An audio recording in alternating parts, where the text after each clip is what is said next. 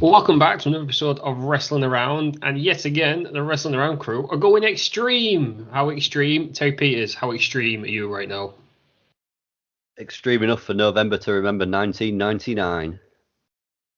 Well, I'll take that as an answer. Lou, are you also feeling extreme? No. So we've got one person who's extreme on our extreme episode of Wrestling Around. I was extremely in the middle on this show. I extremely enjoyed it on the most part. Well, I was expecting everyone to go extreme when we started. There's only Peters who's extreme. So I am extreme. I'll care to peer pressure. I'm extreme. Say you, I don't believe it. Say you're I extreme. mean, you could at least put some vigor in it. I'm extreme, yeah. Ugh. Yeah, hit it. I think that's the best we're going to get. Out of him it is. Woo! Yeah, extreme. Yeah. There you go. The fucking Ric Flair, is it? In fact, ironically, Ric Flair would be nowhere near this pay-per-view. No, Ric Flair would be nowhere near You it. could have Ric Flair in ECW. Would you? Dusty Is he Rhodes a was bit? there, wasn't he? Yeah, but Dusty Rhodes was a bit more. I don't know. No, Ric Flair fucking he was on ECW. He had an ECW title match against the Big Show. You gotta forget that happened. Got tax. They used tax. Not surprising. Flair loves to bust himself up, doesn't he? So, Yeah. But, ladies and gentlemen, if you haven't guessed, Wrestling Around, we're doing ECW this time, November to remember 1999. Nobody's feeling extreme, and that's because we've all watched it. It's worked out well though, because it's November, innit? And it's November to remember. Yeah, this was definitely November to forget for me. No, we didn't forget. I already suggested one of the matches for someone to watch if they've got spare 15 minutes. Resident ECW fan Terry Peters there. I'm a lot more enthusiastic about this one than I was last week. This is like pole reversals, isn't it? It is, yeah. Will you normally get excited about crap WCW? And Whoa. Terry Peters hates it. But this time, Terry Peters is getting excited about crap ECW and you hated it. And then we all get excited about crap WWE. Yeah, I hated it because it was like, alright. And you know how I feel about alright shows. I know exactly what. When I was watching this, I was thinking, Lou's not going to enjoy this because I know he won't hate it and I know he won't enjoy it or just think meh about it. So right. what we're saying is he's going to give it a 6.5 at the end. Good there. Richard, you just stole his gimmick. It's still his gimmick, yeah. Have you got a fish head? No, I don't have anything. I've got a plastic bag I could put on it. No. Do we need to start calling you like Lou Goose or Lou Peters. Lou whatever? No, I don't know. I was looking at for something comical to put on my head, but I can't find anything. Yeah, maybe that toaster. Put the toaster on it. With it turned on. Wow. Peters, he's extreme today, Peters, isn't he? There you go. I thought you'd have gone all out, Peters, and worn your ECW t-shirt and maybe had a chair or something. What you put on your... Just put a candle on his head, hasn't he? Like a little plastic candle. The plug. plug. So that's extreme. I mean, that would really hurt, wouldn't it? If you stood on the plug, so... Oh, standing on a plug. They should use that as a spot, because everyone's using Lego now thinking it's cool. Plugs. Like, that's the new spot with all the on I think up 10 plugs. Plugs would do serious damage. Yeah, they might actually hurt too much. I would love to I see. think they would pierce the skin quite a long way because those prongs would cut deep. I reckon scoop slam onto a bed of plugs. Jobs are good, eh? You die. What would you rather Can't be be slammed onto? Right, out of the three, what would you rather be slammed onto? Tacks, Lego, or upturned plugs? Tax. Tacks. Lego. Maybe. No, See, I have a theory that tax don't hurt that much. Lego, you get up and you're done. There's no bleeding. There's no picking tacks out yet. Just extra bit and you're like, oh, this is over now. Yeah. Lego, is all the way. it Luke's bricks of Lego? Yeah. Oh, yeah, Lego then. But I have a theory that tax don't hurt initially. I think it's when they're pulling them out that it starts to hurt. Yeah, so I can't deal with that. Yeah, that don't bother me. So we're all saying no upturned plugs, and even that's too extreme for us all. Yeah. I'm changing my mind then. I'm going with Lego. I'm sticking with tacks. Should we try it, Peters? So you're claiming that tax up, are you? Get a drawing pin now and stick it right in your forehead. Got drawing pin. I'm not saying it wouldn't hurt. I'm saying it wouldn't hurt, but I think I would prefer it more to a bit. That's of the only way to find out, Potato Peters. If you get a drawing pin right now and stick it right in the middle of your forehead. Things we'd love to see. That would be it, wouldn't it? It's up there. He'll do it on his Twitch streams next week. Hey, I could be playing a new game next week. Played a new one last night. Where you can find me at twitch.tv/BellNation. You had a great time when you eventually got on. Kids who Yeah, won, yeah. didn't you? I did. It was worth it. It was worth it. Though. Took longer than Nevada to get on. One of us should have made a joke then about cheap plug. It's topical. Oh yeah. Cheap plug.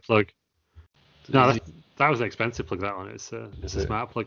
I don't want to brag, but it's actually too fun. Yeah. I've been stalling here, Lou, because I was expecting a set an alarm. Sorry. No, I had a couple of paracetamol to cure a headache earlier, so I'm on Diet Coke today. So he's definitely not extreme today. There's been no alarm today. I do apologise. I'm wondering, I didn't want to get into it, and then. No, that's the whole point. If you wouldn't see it coming, it'd be a ruse. Could be a ruse, but. Could be, but you have done this before. I've done a ruse before, but that was off camera, wasn't it? That one now. It's just a ruse, maybe a ruse within I've a got ruse. my Christmas edition Diet Coke. Is it flavoured? Is it the Clementine one? No, it's just got Santa on it. Brilliant. No, is it not a bit too early? I've seen a lot of people on Facebook, monsters, let's describe them as, putting Christmas trees up. Friend of the show, Tom I've Campbell. seen people do that. I understand 2020 has been a bit shit and everyone wants, some positivity, but come on. Yeah, come on. Not the one, is it? Well, if you have to put it up and take it down now because Ross has spoken. Yeah, you have. Yeah, I have. And put it up at a reasonable time in December. December the 1st. Is that when you put yours up? Yeah. Get too excited. You actually don't, though, do you? Yeah. You don't. You always do yours in the later half of December. December 1st. You've changed. What's happened to you? You've changed. I got the Christmas spirit. To be fair, I think Christmas is about the only thing that's going to be good this year, isn't it? Apart from obviously the first 2 months when we actually went and did stuff as a trio. Terry Peters, I thought you was going to weigh in on Christmas trees then, and I was going to immediately bat you down after the poor effort you did last year. The poor effort I did last year? We're not even going to have one this year. Oh. Because I was hoping to have moved house by now, so we bought a bigger tree last year and got rid of the small one, and the tree we've got is too big for my current house, and so I moved, so we are not having one this year. Why don't you just put the top half up? No. Because that means then getting it out the loft, opening the box. So you got to get out of the loft as you move it anyway. Yeah, no, but it means repacking it and it's nice and neatly packed in and out. Because once a Christmas tree comes out of the box, it never goes back in the right way. Why would I make moving more difficult for myself? Everything else more difficult for yourself. I once didn't have a tree to hand, wanted a Christmas tree, so we used duct tape and stuck duct tape onto the wall, and then found leaves from the garden and duct tape them on as well. To be fair, I was thinking about getting a green tree-shaped air freshener and just sticking that up. That would be the most Terry Peters Christmas I've ever seen. Yeah. So Terry Peters Christmas. You're not putting any decorations up? We'll put some lights around the fireplace, I think, but I don't know if they still work, actually. I think they broke last year, so probably not. You sounded more and more like Terry Peters every word you say here. This is a very Terry Peters conversation. Hey, for Christmas dinner, tuna out of a can. Now I'm having Christmas dinner out of a can. It's like mashed turkey, cranberry, stuffing, all mashed into a little can. Here. Christmas dinner for one, microwave meal. Like them Abisso Sunday roast that you do in the microwave. Yeah, I can confirm I've had one of those before, and it was absolutely foul. Oh, sure. I had it before a night out. Classic. It was great. Classic Terry Peters. Yeah. Anyhow, it's too early for you to do whatever you're doing, Peters. That's what I'm saying. No, well, all the Americans are going to be putting the Thanksgiving trees up first, aren't they? Yeah, that's true. Is that what they have, Thanksgiving tree? Yeah. Do they? Yeah. I've seen people. St. Peters. I don't believe that's a thing. No, I've seen Thanksgiving trees are not a thing. Thanksgiving trees can't be a thing. I've seen people with Thanksgiving trees. How do you convert it to a Christmas tree? I think it's just a Christmas tree that the class is Thanksgiving, and then it just goes just scoops over into a Christmas tree. No, it's just Christ, an early it Christmas tree. is a thing. It's a It's thing. the Christmas tree that's orange. Yeah. Well, I always put orange on my Christmas tree, so does that mean I've actually got a Thanksgiving tree? Do I Yeah, need to change the bulb? you actually need a Christmas tree. I gotta change my fucking baubles. Unreal. I mean, some of them though are just like sticks. You go on goodhousekeeping.com, how to make a Thanksgiving tree. They just all look a bit shit, to be honest with you. I'll only just taking my Halloween tree down. This is ridiculous. Yeah, Halloween trees are a thing this year as well. For some reason. What? Are they? I What? keep making this stuff up and Peter's confirming it's real. Saying it with such confidence as well. That's what's I've worrying. seen them. Where? I've got to take my presidential election tree down. Halloween tree. I mean, are they actually? Oh, Yeah. Christ, people have actually done it. I told you, it's not me. God, someone's put a witch's hat on the top of the tree. See? Oh my lord. Okay. Well, that's a bombshell, isn't it, that you weren't expecting to find out today? for a minute then, I went on Google Images and because we use Skype, when you come off Skype on my computer, it comes up with like a little box in the corner of the video chat. And I just saw some legs and a tree, and I thought somebody had gone to Halloween dressed as a Christmas tree, which would have been the greatest thing of all time. But That would be incredible. it just stuck some legs on the bottom of the tree. That's just not as good. Why is this a thing? What other Easter tree? Is that a thing, Peters? I have no idea. Easter. Oh, you put Easter tea in. Easter tree is the first thing that comes up. It's a tree. Easter tree. Christ. I keep around all year. When I was a student, we had ours up till like June. But, Did you redecorate it? No, but it just became like he was just celebrating whoever's birthday it was that month. In the end, we did that with our tree. We had a birthday tree. but it was the same tree as the Christmas one. Yeah, we just did take ours down. Well, we didn't take ours down because it was duct taped onto paint, and we was worried all the paint would come off. One of us no one volunteered. It was. So I don't recommend it, kids. If you don't have a tree, don't use duct tape on the wall. Or if you do use duct tape on the wall, don't leave it for 7 months because it definitely does pull the paint off. Right, it's enough about mad trees, wrestling trees. That's a podcast in itself, isn't it? Wrestling Christmas ornaments. Yeah. Wrestling Christmas memorabilia. That's a podcast, isn't it? Should we do ECW then? Should we get it? Yeah. What about EC Dub? What about Columbus? EC Dub. Spring back all the trees. I think. Peter's gonna hit you with a chair in the middle, which would have been great. I'm gonna hit you with a Christmas tree. August bank holiday chairs. That must have been a thing on the indie show. There must have been a Christmas match. There must have been bashed of a Christmas tree. Oh, there's definitely. They always had the Miracle on 34th Street Fight. Every year. Classic. Always got Bud Ellis in it, and normally Luke Gallows. Luke Gallows, yeah. He's been a lot of Halloween street fights. This is Trick or Street Fight. Yeah. Anyway. Yeah, I suppose we should do ECW, shall we? That's what the people are here for. Yeah, this is November to Remember 1999. It was on November the 7th at the Bear Flickinger Centre, Buffalo, New York. 3,000 people attended. Bear Flickinger Centre. But 3,000 people there. I don't believe that for a second. I think there's about 200 people there because it was clearly in a high school gym. Lou? It's a swimming pool. Swimming pool now? Yeah. Or was it then? I don't know. No, actually, no, because no one looked that wet, did they? So, I mean... Nobody was in the swimming pool. Yeah, this isn't some sort of ECW bash at the beach. Remember that place? It hosted the shows between 97 and 2000 for ECW, or some shows anyway. It was. I thought I was on Eat and Drink in the arena, but I'm just on Eat and Drink in Buffalo in general. So I'm just going to give a shout out to Paula's Donuts open daily from 7 a.m. until 5 p.m. Yeah, if you're in Buffalo, New York, and you fancy a donut, Paula's the best to get them from. Yeah, she is. Well, you're obviously big on the theatrics of wrestling. You love a good stage more than anybody else I know. Yeah. What did you make of the ECW setup? I actually liked it.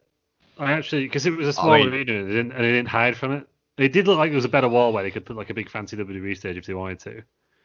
But it looked quite different having the fans like right next to it. I will say that considering like the entrance ramp was like 2 meters long, every single entrance took pissing ages on this show.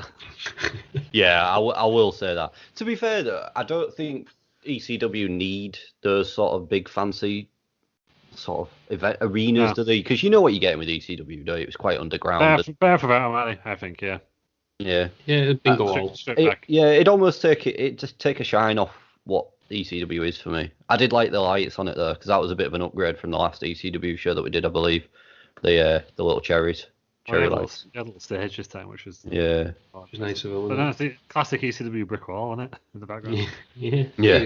Cool to see. Yeah, it's all right. It was underground for an underground promotion, wasn't it? So yeah, there we go. So we start off with Joey Styles and Cyrus. They're in the ring. They're going to be the commentary team for tonight. Cyrus is a classic heel promo against the town. Do we know who Cyrus was in WWE? The Jackal, isn't he? Yeah. Sure was. He's now Don Callis. Don Callis, yeah. In charge of Impact, isn't he? Yep. Is he also a commentator on New Japan? Or what? I think he was, wasn't he? I think did he take over JR? He did one of them, didn't he? Yeah, any good friends with Kenny Omega? No, I think he's left New Japan now. He left in 2019, apparently. He just works for Impact now. He's like the head guy there, isn't he? Impact, I think so. Yeah, he's quite influential, isn't he? I mean, in this, he's effectively the sort of the TV company, isn't he? He's the network, isn't he? That's why they called him Cyrus the Virus, because ECW were on TV where they were networks that didn't promote them at all because they didn't like them, and that's the way they got it across. It's like Palmer Cannon before he was a thing. Do you remember Palmer Cannon on SmackDown? No. UPN executive, wasn't he? Yeah, he appeared about 3 times, and then I'm pretty sure he got dumped off TV via some sort of wrestling. He did some big things though. He introduced the Boogeyman, and he also made Paul Burchill a pirate. There we go. There we go. So lasting legacy, yeah. You see it, Peters, that ECW never got promoted. Yeah, I once saw a cross promotion between ECW and Roller Jam. What I mean by it never got promoted is... Do you know what I mean? Big Vito was in the middle of the Roller Jam shouting at people. So Roller Jam was brilliant. What I mean by it never got promoted is the TV networks, I don't think, really shouted about it like they would WWE. Well, allegedly, anyway. If you was to believe the rumours, it was whoever there was on was basically testing wrestling, TNN. So they could then TNN, so they could then get WWE. Which she did the next year. Yeah, that's what it was for. And then when WWE left again, they got TNA. When it became Spike. Yeah, right. Yeah. So long history of wrestling then. Yeah, Cyrus, he does like a heel promo. He's wearing one glove, because he didn't want to touch anybody in Buffalo. I mean, fits in now, doesn't it? You know what I mean? Comes full circle. It's weird how much stuff comes through like now, isn't it? When you look at stuff and like, ugh. Stop shaking hands, stop hugging, please. Yeah. Speaking of somebody you wouldn't want to hug, Joel Gertner comes out. He interrupts. I thought you were just going to cut to Peters, and I thought that was a joke, like the classic. I ain't called him bald in a while, have I? I'm sure you will do later on. Yeah. I didn't even think about that till right now, but thank God you said that, Peters. Oh, classic stuff. Joe Gertner, he comes out. Doesn't really get a chance to say much before Taz interrupts. He leaves. This is his last pay-per-view. Yeah, you can tell. Yeah, well, there was major heat on him, wasn't there, when he came down? That's it. But can we also just talk about Joel Gertner making a balls reference and a spunk reference as well? Oh, there's a lot of references that those sit well now. It was different to 95 WCW, wasn't it? It was also different to Stephanie McMahon coming out and making some promo. Mm-hmm. And Cody Rhodes coming out there and interview the fans. Did invent women's wrestling. Yeah, that's true. Which obviously, because there was not on the show, so obviously. We did have a bit of wrestling. Women's wrestling. 3 women's wrestlers, so come on. Yeah, I'll schedule matches then. So Taz comes out. He basically just has a go at Joey Styles, because I think Styles said something about him when Taz attacked RVD from behind. Taz says to Joey Styles, "You've got 3 seconds to leave the ring, otherwise I'm going to choke you out." Joey Styles says, I only need 1, and then it literally takes about half an hour to get out the ring. What's he doing? Yeah. A young Joey Styles on it. So Joey Styles leaves the ring. Taz then goes on to Gertner. Gertner also says, "I need 1 second." And Taz doesn't have the same amount of patience as he does with Joey Styles. Chokes him out straight away. That's what you need to see. What did we think of this? Chaos. It took a while, didn't it? It took a while. It did take a while. I like the heat on Taz though. I thought, the crowd, you could just sense that they properly hated him, and they knew what was going on, didn't they, with him at this time? They quite openly said he's leaving because he's in this bond and he can't do what else. Yeah. And then obviously he went on to have his small WWE run that ended up with him against Jerry Lawler jumping out of a warehouse on him. Jumping off the warehouse shelf, which you can find in the archive. That's what he was doing less than a year later. That's mad. Yeah. Especially, it's even madder considering how they brought him in. He's the first person to beat Angle. Yeah. And within like 2 minutes as well. And then in the Royal Rumble 2001, he was like the quickest entrant to be eliminated for years, wasn't he? With about 11 seconds, I think. He literally got up on the turnbuckle and got punched straight out again. Is it still Santino, or is it Sheamus now? Well, technically, it's Mike Kanellis, if you look, because they count the greatest Royal Rumble ones, don't they? Right. I don't think they should, because there's 50 people. Yeah, they shouldn't count that. Shouldn't count for me.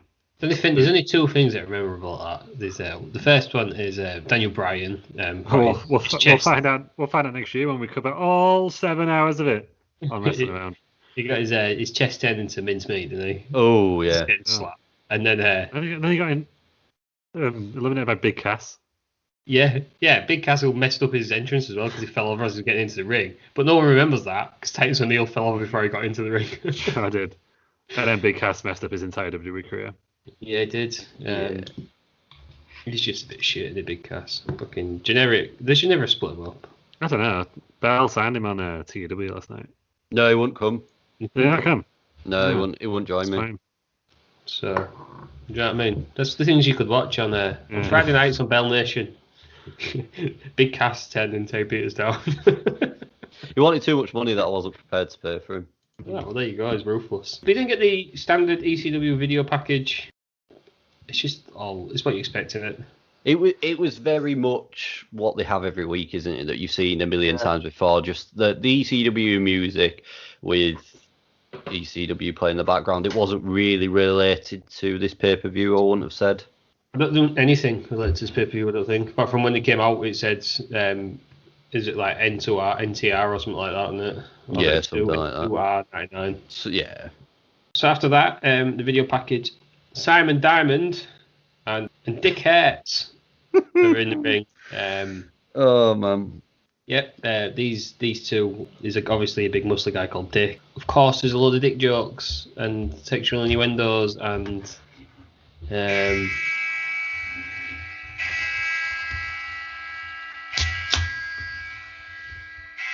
it's the Diet Coke bell. There's only one Diet Coke bell right now, and it wasn't that you just played on your phone. What? So what were you expecting? That was hands down the worst thing I've ever seen. That was gross. What's wrong with the Diet Coke bell? Man. It was rubbish. No, that's not staying. That's not as good as the Salsa Klaxon. No. Anything? Right. Like Lou's just interrupted us there. Simon Diamond and Dick Hertz are interrupted by Jazz, of all people. How weird was it seeing Jazz in ECW? Well, how weird was I thought that was what she was, the ECW person. Yeah, she's an original. I thought it was like a main thing. Yeah. How different does she look here as well to what she did in WWE? Because she's got quite a lot of piercings, I think, in WWE, hasn't she? Whereas here she just looks like, well, just a woman. Do you know what I mean? That doesn't look like she could harm you. Whereas in WWE she looked like she'd kick your ass. Did she have a lot of piercings? Yeah, she had her eyebrow pierced, I think. Loads then. One more than she had here. She's retired, Jazz, this year. Yeah. Yeah, she started off in ECW, Peters. Well, there you go then. I did not know that. Yeah. She was in WWE for longer. Oh, was she? She came in during the Invasion, Peters. Oh. Yeah. I do remember because she got in the way, didn't she? And what was there was a WrestleMania where it was Trish, Lita, and her in a triple threat, and everyone was like, well, it'd been so much better if you weren't there, Jazz. It was Victoria. Was it Victoria and Trish? I'm just having a look. In a triple threat match with her. Oh, I always thought it was Lita. I don't know. It just says here. It just. That's only 18, is it? Yeah. Or X8. But I'm not one of them guys. 18 to me. X8 to me. Of course it is. But anyhow, Jazz turns up and attacks Diamond and then tries to pin him, which was weird. And then just gets beat up by Mr. Hertz. Then they said there's only one giant killer around here. There's Dick Hertz. Spike Dudley's got something to say about that and comes out. Can anybody explain why Jazz tried to pin him? Well, because you can do what you want in this pay-per-view, can't you? There's no rules. Like if you wanted to just join a match as it was going on. You do see that in one of the later tag matches, don't you? Don't I'm sure we'll get to. Don't want to turn your entrance music off or whatever. You don't need to. Just do what you want. He was announced for the match though. You're on the boat. He didn't just come in. He did come in late, but he was announced for the match. No, right. We'll get to that. We'll leave the listeners just on the edge of the seats for that one. Was this match even announced? I don't know, but why on earth Jazz was trying to pin him? You just got to prove it, haven't you? So yeah, going for the 1, 2, 3. So Spike Dudley comes out. I mean, this match goes 2 minutes. Spike Dudley versus Simon Diamond. Diamond's busted open with a wood chair. They have wood chairs. Wood chairs, they're going to hurt, aren't they? I reckon they maybe hit a bit more. Yeah. Well, you get a splinter as well. Oof. No, depends how you get them. What it is with their bloody chair shots. Unprotected all night. Yeah. He's busted open. Spike Dudley hits the acid drop to win. 2 minutes. I like the acid drop as a move. I think it's quite a nice little move. It's the Dudley dog, isn't it? Is it the Dudley dog in WWE? Yeah, it's the Dudley dog. He's not dropping bloody WWE. Yeah. Was that his thing? Was he supposed to be on acid? Yeah, he was little Spike Dudley. Get it? Yeah. You don't get it. No, I don't get it. No, I don't either. LSD. That was his. Oh yeah, point. LSD. That's where it came from. That was his thing. There you go. Right. So that was that match. That was 2 minutes. At the end of the match, Dudley is attacked by the FBI, full-blooded Italians, Little Guido and Sally Graziano. Nova then runs in to make the save. So I guess we're having a Little Guido versus Nova match now. just before we get into the second match, the camera close-ups in that first match were really off-putting because the camera work was really shaky as well. It was totally just not zoomed, focused at all on what it was meant to be. The subject was far too close into the camera. Did you think it just seemed more like an angle than a match, even though it was a match? The first bit. Yeah. Yeah, it was a bit weird. Spike Dudley and whoever he was facing. Yeah, it was. This whole first bit did it all measure into one, didn't it? So yeah. It was sort of like the first 40 minutes ish, half an hour, I'd say. Yeah, 20 odd minutes it was. Was it 20? Yeah. Or like 21st, the opening before we got onto the matches after this, the first proper match, it was 27 minutes, something like that. Right. Okay. So we've got Little Guido against Nova. Nova's no longer in BWO gear. Bullbean has left the company. Steve Richards has gone back into the flock, or he did do. So Nova is now Supernova, where Luke, you'll appreciate this. He wears superhero clothing. Or themed superhero clothing. No, sorry. If you got a superhero gimmick, that's fine. It's when you're just doing it in tribute that I don't like. Like the Hurricane, absolutely fine with him. No heat on the Hurricane. What about Rosie?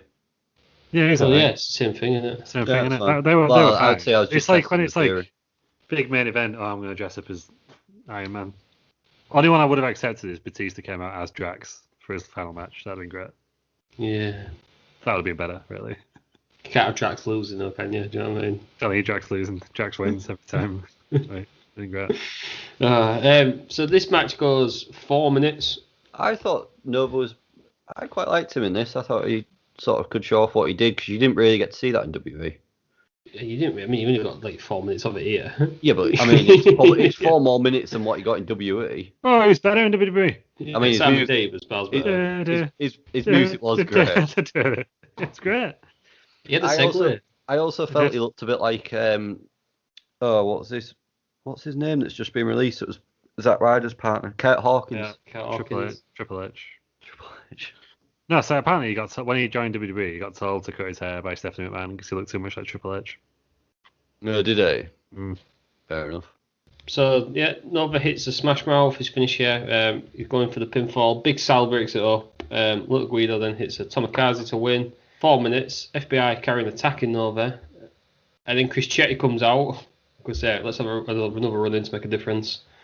He comes in to make the save. He makes the save. Then Danny Darwin and Roadkill attack Chetty. What character, isn't he? Is it what?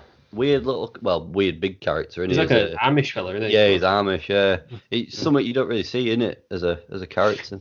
I think you need more Amish character touch there, I reckon. Yeah, do it. What's that film, Kingpin, about the Amish bowler?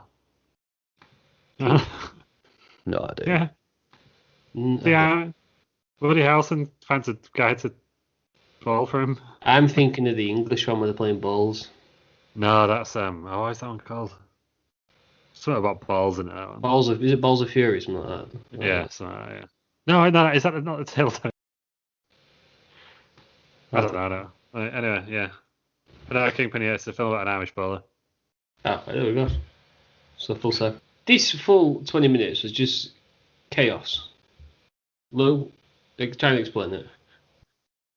Well, what happened was there was a match, then it wasn't a match, but then there was another match that wasn't actually a match, and that match finished, but the other match started before that other match really finished, and this guy came out and he beat up the other guy. But then once he got beaten up, then he got beaten up by someone else, and Jazz was there for a bit, looking like completely different than what she does in WWF. And Joey Styles was like, "Oh my god, this is crazy!" And the fans were loving it. And ECW. Yeah, mate, yeah. JP, is anything to add? No. Was this just like, instead of having a battle royal to get everyone on the card, let's just have everyone running? It was mad. It was just frenetic. Was there about how many matches were in this segment? 3? 2? 3. Only 2. I thought it was more than that. Just 3. I mean, 3 or 4. It was 3. Yeah, 3 was my lowest of it really, but yeah, it was just freaking mental, wasn't it? There was Little Guido and Nova, and then Spike Dudley, Simon Diamond, and then Jazz tried to put a pin in, so maybe 2.5. Yeah, I think a lot of these like ECW matches, I think they're a lot better. 1, if you'd follow it at the time, and 2, if you're there. Yeah. I think if you were at an indie show and all this was kicking off, you'd love it.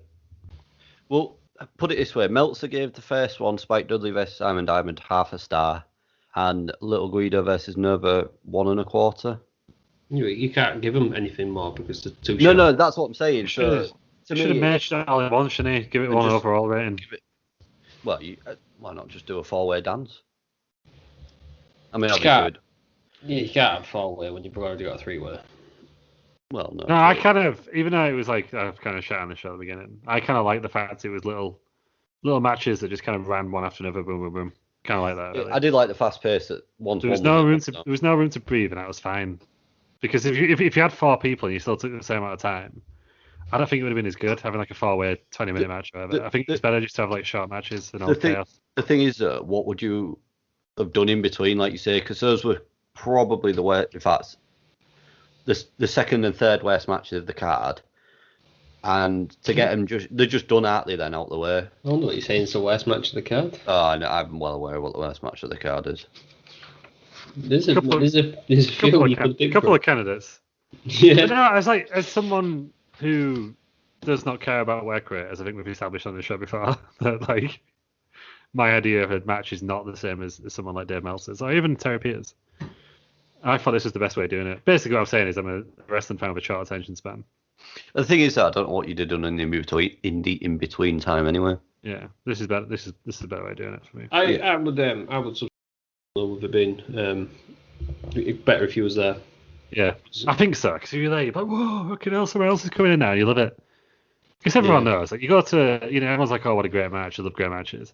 The biggest pops in most shows that you go to are like entrances and like surprise run-ins and stuff. On average, I would say. I would say that is true. So Danny Dorian and Roadkill standing tall. We then go on to Yoshihiro Tajiri, Steve Corino, and Jack Victory come out. Jack Victory's in a wheelchair. Steve Corino does a god awful promo. I thought Jack Victory was Sandman at first. Yeah, I did as well. I would have preferred to have seen Steve Corino in the match. You see, is this thing like I know all these ECW originals have all these legends and stuff like that, but not many of them are very good, was they? Steve Corino's mic work was terrible. In the ring, he's really good. He's trainer at NXT now. Yeah. Is he? And his son's a wrestler. He was on Raw Underground. Colby. Yeah. Colby. He's the next Edge. Is he the guy who's the next Edge, or is it someone else? Ooh, yeah, he might. Yeah, he's got. There was someone that were calling the next Edge. Could have been him. Ooh, maybe I don't know. Obviously, I've not watched mainstream Raw in months. Too cool for that, Peters. Yeah. Well, I don't have Sky, do I? I just don't have Hipster, Sky. Hipster Peters over there. It's on BT, anyhow. No, well, Stroking his I don't even have stroking his big BT.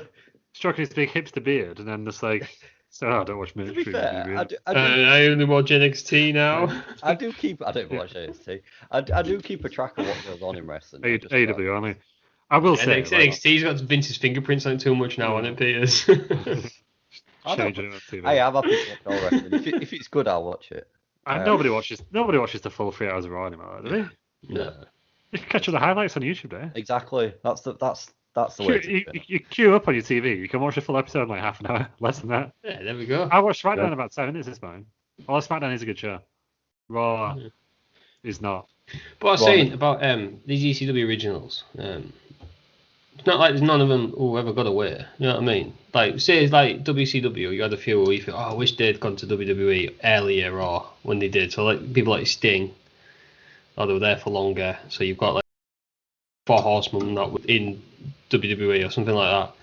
There's nobody on ECW who you think they would have had a good run in WWE who didn't go. Oh, I didn't go at all. So you've got RVD. But would it have been cool to see Sabu go straight away? Part of the invasion, Sabu. Yeah, would have been it. Yeah, but think of the matches they could have. Fine. Think of the matches they could have put on with Steve Blackman. Sabu in the hardcore division. Great. That'd have been insane. Potentially. I just think there's Sabu versus Jeff Hardy. Get Sandman in there as well. Yeah. They have this legacy though. I mean, I'm an ECW fan, but they have this legacy, and you rewatch all the. I'm a victim, and I fully admit that I'm a victim of seeing ECW's greatest ever matches and becoming an ECW fan from that. So when you watch shows and stuff like this, you see it all. You're thinking, actually, all these people I actually loved, they're not really that good, are they? They were good for the time, though. You gotta. It's like what we talked about last week when like Sabu was like way ahead of his time at the time. It was ECW was a promotion that worked at that time. It won't work now. Think of it as like I don't know. I'm going to compare it to British wrestling again, but go on dodgy ground already, aren't we? Right, when we used to go to What Culture Pro Wrestling, how big did that get in the Northeast, especially? Yeah. And like, who's from there? Actually, now because everyone's fucking at WWE now, aren't they? It's going good. It's former WWE champion. Right. Okay. My points, bollocks. Carry on. Continue. I can't get what you're saying. But I just, I get the wrestling's different time, but some of the promos would have been crap no matter what. I think sometimes you just get a certain group of fans at a certain group of time, and it's something works together. Yeah. Which is why none of these, so you see ZWs or any of your extreme ones, haven't took off the same way. And also, like ECW had the advantage of going out of business. And what I mean by that is it helped the legacy. Like, look how TNA just kind of bumbled along now, and everyone's like, lol, TNA. Yeah. But like 15 years ago, everyone was like, oh, TNA's awesome. So what I'm saying is, AEW, what you want to be doing, give it another year, go out of business, lads. And then you'll be the greatest thing ever. Sell your tape library and book a reunion show in 5 years' time. Everyone will love it. Yeah, it's true. Cody, reach out to me for more business tips. What's that saying of Batman? You either die a hero or live long enough to see yourself become the villain. Is that Batman? Batman. Oh, yeah, it's... It's Harvey Dent. Yeah. And his Joker. Not Joker, Two-Face. Yeah, and then with great power comes great responsibility as well. So, that's damn right. Spider-Man. Yeah. So that's obviously relevant as well to the situation. I don't think it is it? Christ. But anyhow, Steve Corino's done his promo. Super Crazy and Jerry Lynn come out. There's going to be a 3-way dance. It's a triple threat, but because it's ECW, it's elimination. They start fighting the crowds. I mean, I've wrote that down for every single match, I think. There's a fight in the crowd. Super Crazy does a moonsault off the entrance. It was very much like his one night stand. Yeah. Was this match the same? No, Jerry Lynn wanted it. Oh, it was Guido, wasn't it? Not little Guido. I think it was Guido. Yeah, but other than that, it was the same match, wasn't it? Pretty much. There's another match as well. That's very similar. Yeah, there is another match that's very well. There's I think his moonsault at One Night Stand is better. I think it was better because it was a better setting. No, sorry. It just looked more impressive than it. At One Night Stand, Little Guido was in it instead of Jerry Lynn. There was a bit of on commentary because it's obviously elimination, and this normally does wind me up. People breaking up pins on elimination. It's like when in the Royal Rumble, someone's getting tipped out and somebody else saves them, which is just that. But Tajiri and Jerry Lynn was in a heated rivalry, so that kind of makes sense why they would break up a pin to keep each other in the match. There's a WWE match like where Brock Lesnar forgot to break up a pin and it wasn't an elimination, and Michael Cole had to cover him for him, like, still new, might not know the rules or something like that. I think it's triple threat match between him and Triple H and The Rock, I think. That's mad. Yeah, right. Yeah, complete opposite anyway. Yeah, I just forgot to break it up. It just normally does, mate. I'm like, why are you doing that? Just surely you want everyone to go out. Yeah. Would make it easier, unless you just kept it happy for two people to beat each other up. I don't know. I don't know. Anyway, Tajiri eliminates Super Crazy for a brain buster. That's 6 minutes. They then carry on fighting for another 4 minutes, and Jerry Lynn hits the cradle pile driver to win. 10 minutes. What do we think of the three-way dance, Terry Peters? I liked it, to be fair. I thought it was a really decent match. And I think sometimes that maybe ECW doesn't maybe get the recognition that it does for these type of matches because you more associate the high-flying stuff with WCW's Cruiserweight division at this time. But I thought this was a really good little match, to be fair. Big Davey gave it 3.5. Lou, what did you think? It was a match. It was unbridled chaos on it. It was what ECW was for. Like, there was nothing too memorable. Because I think it's again, like, I don't want to sound like freaking Jim Cornette or someone now. But if you do stuff too much, you don't remember it. Yeah. Do you know what I mean? Like, but it was good. It was what you go to an ECW show for. Like, again, not my cup of tea, and probably will be better there live. Again, I'm going to say this a lot throughout the show, I think. Yeah, a lot of these shows that are about like stunt bumps, aren't they, and moments and stuff like that. Yeah, and when you're there, you absolutely love it. I remember again, like it being a What Culture show when someone jumped off a balcony or whatever it kind of was, like a top of a door or something like that. Primate jump off the door. Primate and Joe Coffey on it. Yeah, and yeah, you absolutely loved it at the time, didn't you? So I think it's just one of those ones, but it's probably as well to do with the poor production values that it's not as watchable for some reason. Yeah, the production values are noticeably bad on it. It feels like someone's just filming on a camera and like putting the graphics in on Windows Movie Maker. It's very dark. That's probably what was happening, I think, wasn't it? Yeah. Well, yeah. Windows 3D Movie Maker with that fucking purple guy. It looks like he tried to make a movie. Oh, God, remember that? Bo, is he like an astronaut or something? Isn't he? Oh, the astronaut. Oh, God, good stuff. Oh, what's the guy called? McZ? Is it McZ? McZ, something like that. Purple guy. Pierce. I just know the little paperclip guy. Paperclip? Yeah, that was in Weird. No, this was like a... And I saw someone reply to a tweet about the government the other day, and it was a paperclip, and it said, "You seem to have fucked this one up, lads. Would you like some help?" Because I always used to change the paperclip. That was the best. You could have a little wizard, couldn't you? Yeah, wizard every time. Change it, and then you right click on them, animate, and they do mad stuff. I'm glad they don't exist anymore. That was genuine. I spent all my IT lessons at school. Yeah. Making that guy move about. Oh, that's why I can't get on the bloody Discord. I'm trying to record this. Oh, Christ. After the match, Steve Corino and Jack Victory tried to attack Jerry Lynn, but he just fights them off. 2 weeks in a row we've had Jerry Lynn on the show. Because it was Mr. JL last week in a match. He got a fireball in his fireball to the face. Against Sabu. Against Sabu also returns later on in this show. He does, but not in the next match.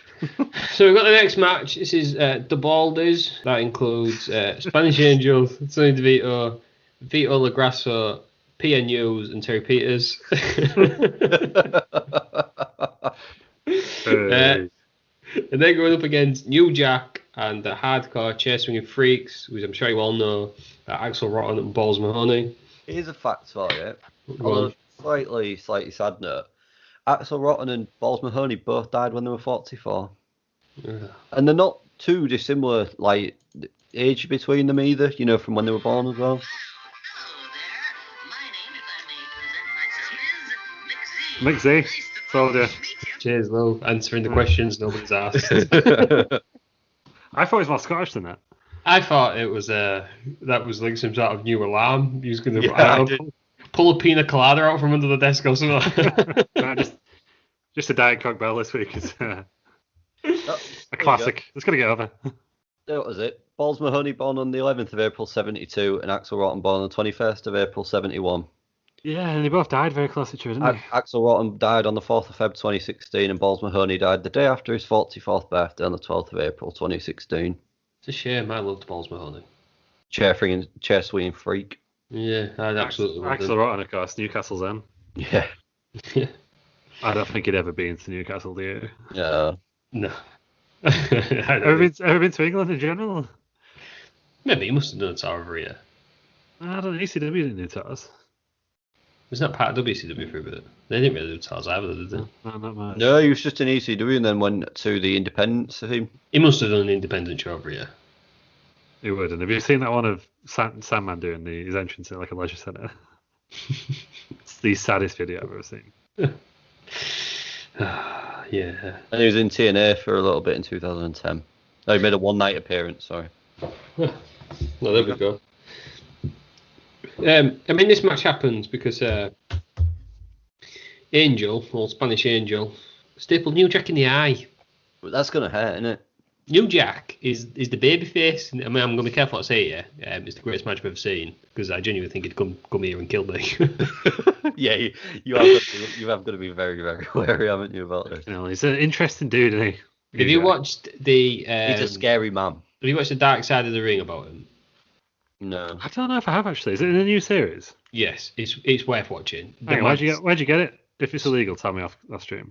No, it was on Sky. Oh, they're on there. Yeah. Excellent. I saw it on the website that you two saw it was on the website that you two watched Halloween Havoc on last week when it wasn't working on the network. Right.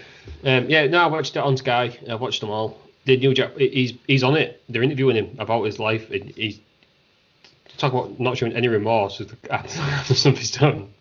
New Jack is just the scariest man going, I think. He tried to kill, was it Vic Grimes on it when he threw him off that scaffold and he missed it on purpose. Yeah. And did he stab someone in a match? Gypsy Joe, he accused him of not selling his, allegedly, I think he even admitted it, accused him of not selling any of his moves, so he just beat the crap out of him, stabbed him in the head with a fork. That was it, with a fork, yeah. What was the scaffolding match? Wasn't ECW, was it? No, it was because they both got injured. And I think New Jack went blind in one eye because of it. Yeah, he did.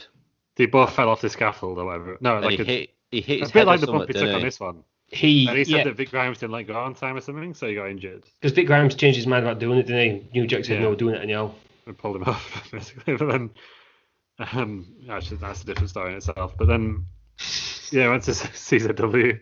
I think it was in CZW or something like that. One of the or XPW or something like that. He was in XPW. XPW, was it? Yeah. So the Vic Grimes messaged New Jack. I think it was Vic Grimes' idea to have it and said, "Oh, we can make loads of money if we do this feud all around the country." And then that's when New Jack decided to chuck him off the. But it goes into the mass transit incident. Yeah. Who apparently Mass Transit said to New Jack, when you do this, then I'll do my stuff. Basically wanted to get his shit in. New Jack was not having any of it. And also Mass Transit did not have any stuff, did he? Because he was like 12. He was 17, and he made his name from the big guy fighting midgets. Yeah, I feel like I've seen that part of that side of the ring. Maybe I just saw the clip of that part about the Mass Transit. It's worth watching. I mean, all of the Dark Side of the Rings are worth watching. Actually, no, I watched it on the ECW DVD.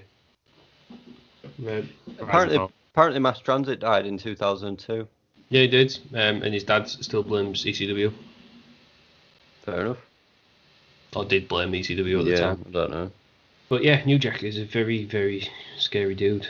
But it's worth what if you want to know more about the man. He's on it. They're actually interviewing him, and he fully admits everything. There kept being rumours he was going to come to WWE on it, and like Bruce Pritchard mentions Bruce Pritchard's like, nah. Bruce Pritchard said he would get nowhere near on it. There's when the rumours he was going to come in and feud with Cena.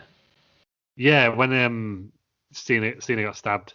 Yeah. By Jesus. Yeah, who was with Carlito. Yeah. Christ, imagine that. I mean, this match is absolute chaos. So New Jack comes out after about 2 minutes. It's a 4-on-2. New Jack comes out after about 2 minutes. His music doesn't ever stop playing. Yeah, what was... I didn't know. Was there I think that's a New Jack thing, It was a New Jack thing, so I feel like I've Yeah. seen clips of other matches where his music's still playing. I thought it was an editing issue that No, they I just think they've forgot to they've finish it. overdubbed the actual music. Right, 'Cause I yeah, think, well, that's for, like, Public they do Enemy that and with stuff, another one at the end, which you can still hear underneath, which we'll get to. But you can yeah, do loads on the show, actually. You can I tell was because the li- crowd is playing. I was listening to it and thinking, like, when's this music ever going to stop? But it was I, like a I fight didn't scene realise it was a thing. Yeah, because I've just watched again Marvel Luke Cage, and it reminded me of the Luke Cage scene. Where they're just fighting for ages and hip hop's going in the background. It's great. You know, you asked me about my least favourite match. It was this. Ah, This was Was the it worst really? one. Yeah, okay. I found it so messy. I mean, it was just chaos, wasn't it? I mean, Yeah, Yeah, that's why I loved it. Yeah. I enjoyed this. It's bad shit. Right. New Jack gets a vacuum cleaner. Everyone's getting. I mean, that was brilliant, to be fair. Do you know who created the New Jack character, or helped create it? Old Jack. Jim Cornette Ah, okay. in Smoky Mountain Wrestling. Yeah, he was in the What was his Gangsters. character? Just like an incredibly violent man. Like, what was his actual? If he said, "What's his character?" What would it be? Like, A very It's, scary, violent man. Yeah. There's a film, isn't there? Called New Jack City. Right. Okay. He's in the Gangsters with Mustafa Saeed and D'Lo Brown. is he a gangster? I've also got another issue with this match. What?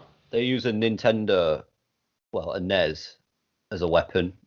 That's a perfectly good console that they've just ruined. Yeah, but it would have been heavy, wouldn't it?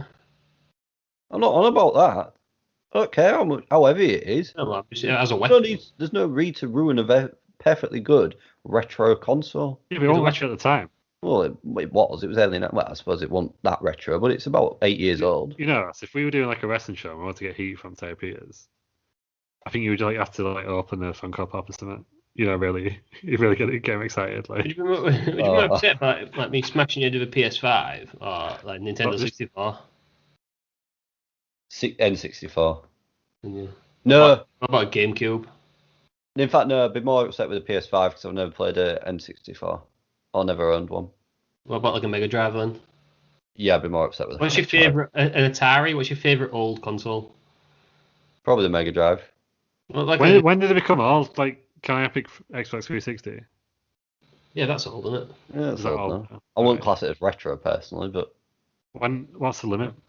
I would say 2 2000. generations. If they've released a classic version afterwards. I would say 2000. If someone's Previous ripped it now. off Lou with one of them ones you just plug into your TV. Yeah. I want to get the Mega Drive. Or you can find it on wish.com. I've got the PlayStation Classic. I kind of want the Mega Drive. I think they've done a Nintendo one as well. Yeah, I never had a Nintendo. No, I didn't. No, I never really got it. But Mega yeah, Drive so and PlayStation. that disturbed me greatly in this match that they ruined a perfectly good NES. Oh, the Hoover. Great Hoover. Over to the nuts. Yeah. Did The a Hoover bit was of cleaning afterwards as well. That's great. Yeah, it was great, wasn't it? The Hoover spot was brilliant. Do you know, looking back, I enjoyed the show more on the fart. See, and I that expected spot- the music to go off then when he came in, but they never did. and the spot as well from New Jack, where he's on the basketball scoreboard. As I say that, so New Jack jumps off. It takes him about 2 hours to climb up there. It doesn't help that there's a curtain on there as well that's slipping. I would suggest as well. Yeah, he jumps up. Yeah, what can only be described as a covered up scoreboard. Well, they even say that though, don't they? To be fair, they actually say it on commentary. Yeah, goes through the table and then just bounces up. Yeah, like, but it's a scary looking bump because he's just like he doesn't much like lands on his brace feet. himself for anything, does he? He doesn't like brace himself for anything. He sort of just falls flat, and then like So you say, just gets straight done back that up again. bump quite a bit, but yeah, he pretty much lands on his feet, doesn't he? Yeah, it's a mad bump to be fair. Yeah, it is weird, doesn't it? It cuts away to just other guys just fighting in the ring like nothing's happened. Yeah, then he's Then it walking cuts back the and it's just them just fighting again like nothing. Yeah, but then they show the replay after the match, and he literally just gets back up like that was happening. Like, yeah, that sells it completely. So after that, New Jack goes back into the ring, uses the staple gun onto Vito. Angel hits him with a guitar and pins him. The Baldies win. 8 minutes. Big Davey gave it a star. It was unbridled chaos. Yeah, it was just chaos. This is what I associate ECW with. This is what I associate it with, but I think sometimes I think it had too many people in it for the chaos because the Baldies weren't. Well, no one was very good in this match apart from Balls. I think they should have got longer. And you, Jack, you were brilliant. Don't come beat me up or kill me, please. But you've got Randy Hogan on your side, or do you care? Yeah, that's true. I want a massive fan of. You Jack get a partner. I want a massive fan of the Baldies. What, your own group? Yeah, I'm not a fan of my teammates, am I? they became the new original gangsters because they won. Oh, God. I like Big Vito, mate. I like. To be fair, Vito's the only one that I like out of him. How about PN News? Big Vito's fucking shit. But yeah. What against Vito? It's rubbish, isn't he? What's he done? On a dress. And then was the muscle always in had potential. WCW. Yeah, it's just always had potential. I never did it. Nah, no problem with Vito for me. It was a bit confusing, Tony DeVito and Vito. But Vito was also called Skull. I don't know. Yeah, it's Big Vito, right? It's Big Vito LaGrassa. He was Vito. Yeah, but there's also calling him Skull. Oh, he's got his gangster name, isn't he? What, is he in Retribution or something now? No, because he wouldn't be called Skull, would he? He'd be called like Flapjack or something. Skullduggery. Yeah. Yeah. Is that an actual wrestler? Skullduggery? No, he was on that Masked Wrestler, you know, like, the one where it was like they're doing the moves. He was like the Max Magician, but like the one with the stunt granny. Yeah, stunt granny, stunt granny. Yeah, Skullduggery's on there, isn't he? He's a heel, I think. I wonder who they were. We'll review it on time. Did it get revealed? Must have done. Don't know. Yeah, 8 minutes. Absolute chaos from start to finish. Yeah, it's good stuff. Then get Cyrus and Joey Styles, they're talking backstage. And then we get Sabu and Bill Alfonso interview. Sabu's mate had just died, and I didn't catch his name. Teacher? It says on his little tape, doesn't it? Teacher. Not a wrestler. If he's a wrestler, I'm familiar with. No, I don't know. I didn't know he was. Bill Alfonso as well. Just looks like the man that's always drunk at the pub. You. Yeah. No, he just looks like. I've never got on with Bill Alfonso. I just don't like his character. You're not supposed to. Yeah, I just find him really annoying. Which I guess at one point yeah, but no, he's the face in this, isn't he? Yeah, he is. Don't make any sense. Yeah. Yeah, I'm the same with you, Piers. Didn't get him. At least he wasn't whistling as much as he was in the. Yeah, he wasn't whistling. Yeah, that's true. He was jumping about. What indicates is it's like Xavier Woods like did the trombone less when he was a face, didn't he? Yeah. So it must be the same thing. He was jumping about just as much, though, don't want he was jumping about a lot more in the RVD match, and it wasn't as much. Yeah, it was. I think it's the previous one when we watched him, like when he was, instead of just shaking his head by his neck, he was like doing it with his back and whistling every time he went down, whereas in this he wasn't doing that either. He was acting. He was a heel in the last one though we watched. So. Yeah, so he was acting a little less childlike and more like a human in this, or an adult.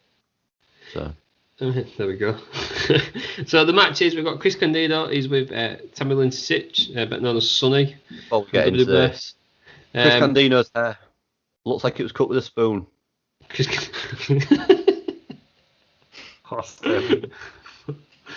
What? Let's go let that one hang. It wasn't a good haircut, was it? That he had? I've got nothing more to add to that. Just sort of spoon. Rest in peace, Chris Candido. And he was going against Sabu with Bill Alfonso. I'm sorry. Your hair is shit, rest in peace. Like, what? Your hair's cut with a spoon. What's going on there? Why was it? I can't remember. It was wasn't it just the normal Chris Candido hair? There, yeah. It looked real stupid because his fringe like came halfway down here, and then the sides were shaped, and then the back was a bit long as well. It's an odd haircut. I have to go back and have a look at that. Yeah, I thought when he was walking down, him and Sonny were real life girlfriend and boyfriend as well. Yeah, that's true. Mm-hmm. Now she's moved on to bigger and better things. So Chris Candido versus Sabu. There's a table. A lot of tables in this, weren't there?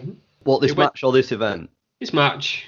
I thought I would say this event rather than. I thought when you Peters, when you said, were you saying like there's the worst match on the card? I thought you meant this one. I enjoyed this one. Oh my god, this match lasted about 3 months. It just went on a bit long, didn't it? It did go on too long, I will say that, but I enjoyed it.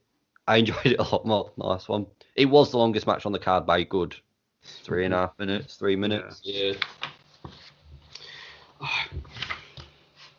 It was just too long. It just wasn't very good, was it? It just wasn't very good. It was lacking. That was the only thing. Like, I guess like there could be legitimate circumstances to why Sabu wasn't into it as much as it normally is. But yeah, for me, it was just a bit. Well, Candido gets a chair under his chin. I mean, that just looks horrible. Yeah, I mean, all the chair shots on this show looks disgusting. Yeah, horrendous. Yeah. And was there a double? Was it this match where there's like a double leg drop that's missed and just goes straight through the table and just literally on ass on the ring? That was the first time Candido went through a table. Yeah, I mean, that looks horrendous as well. That's just going to hurt your spine, no matter what. He went through a second table, and then he goes for a third table after he pushes Tammy out the way, because Bill Alfonso get involved. I mean, that bit you saw coming because he was half waiting over it, wasn't he, after he pushed her out the way? Yeah, he pushed her out the way, and then on the next pay-per-view, Sabu finally jumped on him through the... Yeah, it was a long time, wasn't it? It was that long. Yeah, it was a long time. And then Sabu won after the Arabian face buster. What I did like in this event was every time that something went wrong, you always had the crowd shout, "You fucked up." I thought that was quite amusing. Yeah, but I think that's part of ECW, isn't it, as well? That's just to be fair, it made Fowler's heel run, didn't it? So exactly. There you go then. Yeah. The Arabian facebuster as well always looks horrific. It was a move, one of the moves I would not like to take because there's literally no way of him pulling up. Yeah. And even if there was, he wouldn't do it anyway. So, if you read that, I was listening to a Jeff Hardy podcast. It might be the Agent Christian one. Jeff Hardy said when he was younger, he used to do all he could to not hurt people as once on bomb, but it was hurting him too much, so he just thinks, fuck it off. Yeah. He just does it now. I want to know how Finn Balor that doesn't kill anyone. With a coup de grace. I just can't figure out what he does. No. Yeah. There's no way you can't not land on them, can you? What I liked in this is as well when Sabu jumped from the top rope to the guardrail and then just sort of jumped into Candido in the crowd as well. Yeah, I thought it was good spots in this, but it was just the in between parts just went on too long. It'd have been you could cut off 5 minutes off it and get everything in. Yeah. Cut off 5 minutes and give it to the world title match. Yes. Just cut 5 minutes off the show for me. Big Dave gave it 3 stars. I think it's probably a little bit too high. I just, like Lou said, the worst thing that can happen is wrestling is if you're bored, and I was bored. See, I didn't think I really got bored at any point in this event, but I just felt as though this match really? went on. Yeah, not compared to last week. Oh, I did after. Yeah, I wouldn't say I got bored. It just dragged a bit at times. See, I thought last week got really dragged. So it didn't hold my attention, I would say. As much as other shows do. You know, I mean, you can easily take your eyes off the screen. Like this match, you could look down for 5 minutes and look at something else. And look you've not really missed a lot. Yeah. But I would have taken a couple of minutes off this match and give it to the next match, which is also in the wrong place, by the way. Oh, God, yeah, it is. It was all over the place. It was just far too long. It was telegraphed what was going to happen as well. But Peters enjoyed it. Lou, did you think this was the worst match on the card then? I don't know. Worst match is technically, obviously, wasn't the worst match, but I just think because it went on so long. The other matches were that short. Would you say your least favourite? My least favourite, yeah. Worst is strong, but it was because the other matches were short, they were inoffensive. Yeah. Whereas because this had a bit too many nothing gaps for me. It was a bit long in the in between times and the tables and the spots. I will say that. I do agree with you on that. On this show, every entrance took pissing ages. That is true. So, what we're saying is, potentially the worst match of the card. Not for me. Yeah, my least favourite. If I was ranking them, I'd probably put this last, I think. So, potentially the worst match of the card, leading in to, not potentially, definitely, the worst 2 promos I've ever read in my life. Go on. Masato Tanaka on the treadmill. Well, it's going to work out. Half in Japanese and half in English. Yeah, right, yeah, I get that. He doesn't speak English, that's fine. It's bummer. And then Mike Awesome and Judge Jeff Jones was genuinely the worst thing. I've said in this podcast many times, why isn't Mike Awesome? Why did he never make it? Now I know why. I don't think he exactly why. He didn't need to speak. He doesn't need to speak. He just needs to be the big muscle guy, doesn't he? For me, yeah. If you're going to give him a manager, give him Bill Alfonso.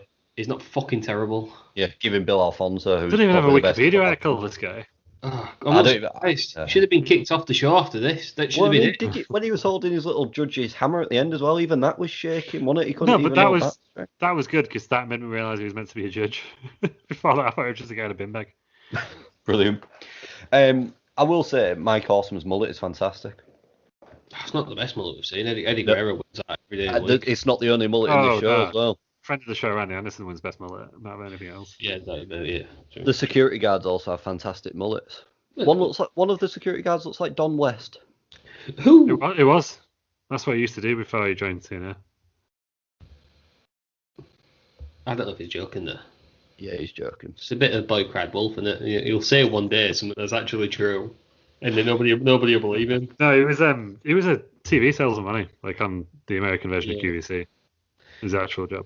Don West, or that security guard? Don West. I think the security guard. The fucking security guard. How did you know that? Yeah. Right, okay. I just rang him up and asked him. He's a regular listener. Still got your mullet, mate. Yeah. He lives in Ashburn, Virginia now. Who do you think was the first person to have a mullet? Why do you think he had it? Whatever. Chris Waddle. Yeah, Chris Waddle. Or Barry Venison. Who had long hair and thought? Sure. Or do you think somebody had long hair? Sick of it. Getting rid of it, don't like it anymore. So they started shaving it off, and then they thought, oh shit, no, I like it. Don't do anymore, keep it. But I know this is not wrestling related at all, but I often think this, like, who has come up, like, you see people, like, celebrities wearing things, and obviously it looks fucking horrendous 10 times out of 10, usually. 10 times out of 10. That's usually.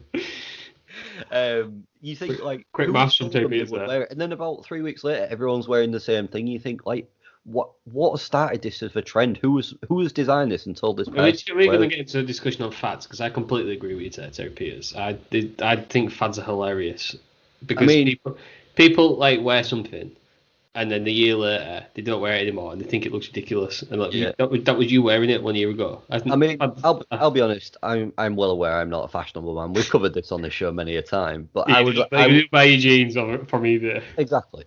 I would rather wear stuff that I feel comfortable in and feel as I don't look a tit in. I would rather look a tit to other people than feel like I look a tit.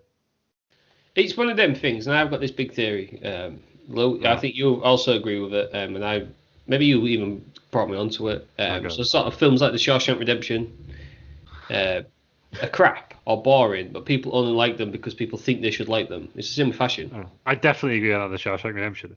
I watched it at uni because this guy was like, "You've never seen The Shawshank Redemption before? Oh my god, you have to watch The Shawshank Redemption. It's like one of the best films of all time." I don't know where he's from. And then I watched it and I was like, "What was that, mate? It's rubbish." I think it's the same with Shawshank Redemption, it's the same with wrestling matches, it's the same with bands, it's the same with albums, it's the same with fashion.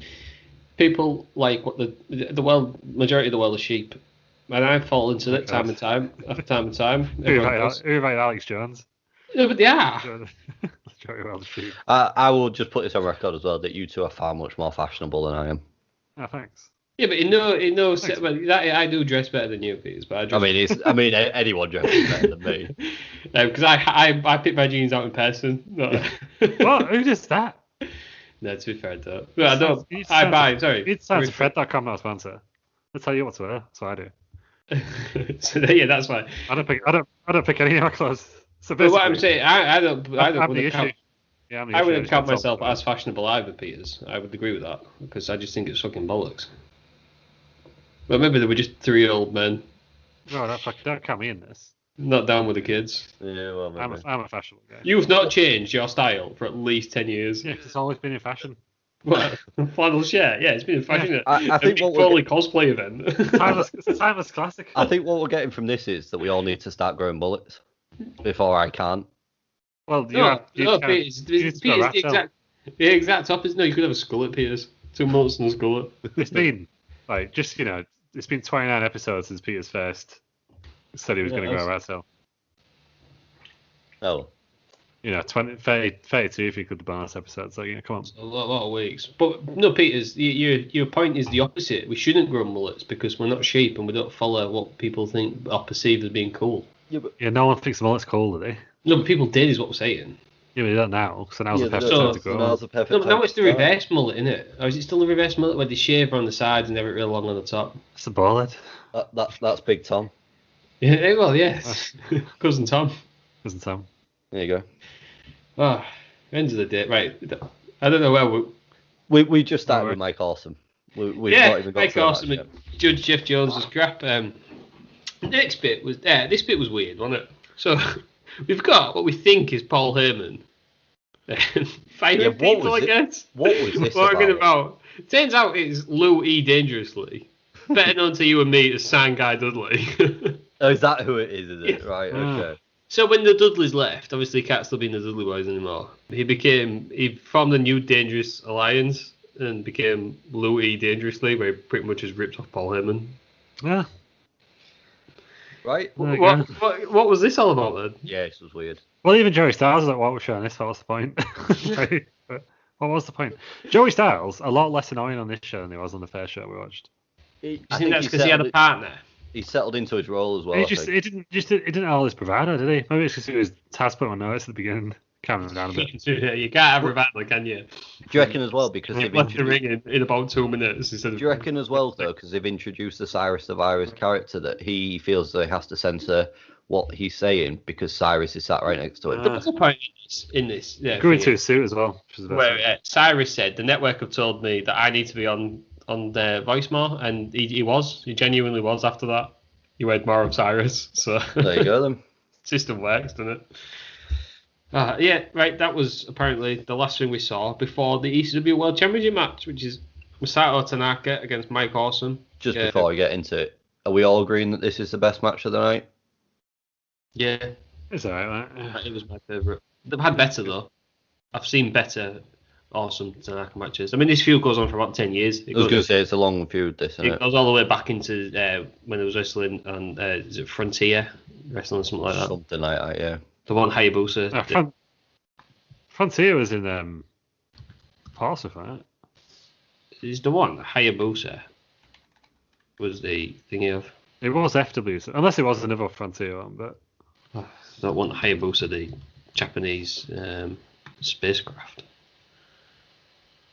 Yeah, Frontier Martial Arts Wrestling. Yeah, that's the one.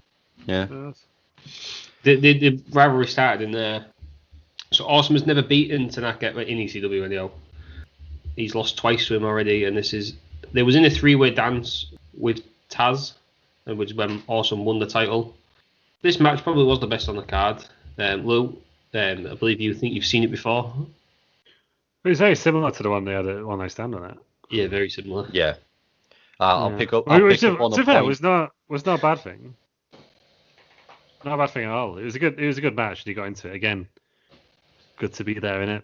Good to be there. I think it was better without JBL laughing. JBL and Coach laughing about it on the on the balcony. No, I think anything with Coach improves it almost immediately for me. So I will. Yeah, gotta have Coach there. Well, there was more at stake in this match, but yeah, that's that much. I did pick up on a similarity as well that I'll get to at the end of the match. Say it now, but say now. All right. Dave Meltzer gave them both the same star rating. This and One Night Stand. So he's consistent. Everyone has a go at him. It's consistent. 4.25. Maybe he slept through it and forgot to do it. Oh shit! I've seen it before though. Go back to November 99. Yeah, I'm gonna give it then. They gave it. Show. He gave it 4.25 each time. Right. I mean, Mike Awesome, his promos are crap, but he's unbelievable. Ability always impresses me. So there's a guy of his size. Yeah, there's a springboard into the crowd from top rope. He then hits a sit-out powerbomb through a table through a ring apron. Tanaka then does a superplex through a table. Do you know what I liked about that? Tanaka moved the table away so he wouldn't go through it. How many times do you see superplex where it's the guy doing the superplex who actually goes through the table? Yeah. Then Mike Awesome wins. But as we know about superplexes, no matter where you're in, it hurts, doesn't it?